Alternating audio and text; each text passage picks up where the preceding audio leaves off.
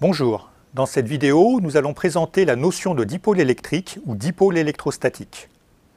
Nous allons d'abord définir le dipôle, simple assemblage de deux charges de signes opposés. Ensuite, nous décrirons le champ électrique produit par ce dipôle. Nous verrons comment tout un ensemble de charges peut être représenté par un dipôle créant un champ équivalent, du moins à grande distance. Et enfin, nous indiquerons comment un dipôle se comporte dans un champ électrique extérieur. Quand on parle d'un dipôle, il faut juste penser à ceci. Deux charges électriques ponctuelles, deux charges opposées, situées à une distance fixe l'une de l'autre. Précisons les notations. Nous supposerons que la charge positive au point P vaut plus Q, tandis que la négative en N vaut moins Q. La distance entre les deux charges est notée D. Une autre quantité qui revient souvent lorsqu'il est question de dipôle est le moment dipolaire. Un vecteur, noté P, et qui s'écrit vecteur P égale Q, vecteur NP. Sa norme sera d'autant plus grande que la charge Q sera élevée, et grande la distance entre les deux charges en N et P. L'unité du système international pour le moment dipolaire est le coulomb-mètre. Mais on rencontre souvent le Debye, qui est une unité CGS adaptée à la physique atomique, car les atomes et molécules génèrent des moments dipolaires de quelques Debye en général. Un Debye vaut environ 3,3 10 puissance moins 30 coulomb-mètre.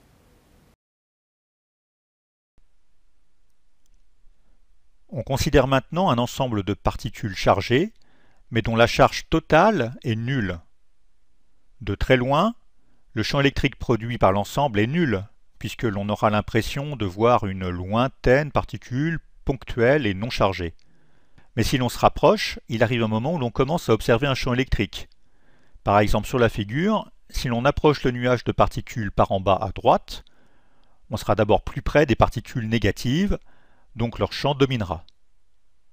Peut-on se faire une idée approchée du champ électrique produit par l'ensemble? L'idée c'est que oui, en remplaçant le nuage de particules par un dipôle équivalent. Pour construire celui-ci, on cherche le barycentre des charges positives P, et on lui attribue la charge totale des particules positives, disons plus Q.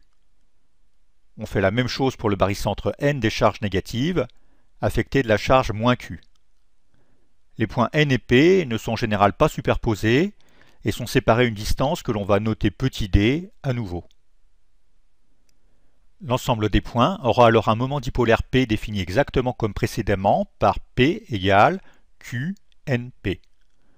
Et nous admettrons que de loin, c'est-à-dire à une distance grande devant D, le champ électrique produit se rapproche de celui d'un vrai dipôle composé de deux particules. Concrètement, les systèmes qui vont nous intéresser, ce sont les molécules. En effet, même au sein d'une molécule neutre, les atomes ont des électronégativités différentes et vont attirer plus ou moins les électrons. Sauf pour des molécules particulièrement symétriques, les barycentres des charges positives et négatives n'auront pas de raison de se superposer exactement. La plupart des molécules auront donc un moment dipolaire non nul. Par exemple, pour la molécule d'eau, l'oxygène électronégatif va attirer davantage les électrons que les atomes d'hydrogène. Les barycentres des charges seront sur l'axe de symétrie de la molécule, et donc le vecteur P aussi, comme représenté sur la figure. Une molécule d'eau, ou n'importe quel dipôle, va donc générer un champ électrique autour de lui. Ce champ peut être calculé à partir du moment dipolaire P. Nous n'en donnerons pas l'expression mathématique ici, mais les lignes de champ auront toujours la même forme, représentée ici.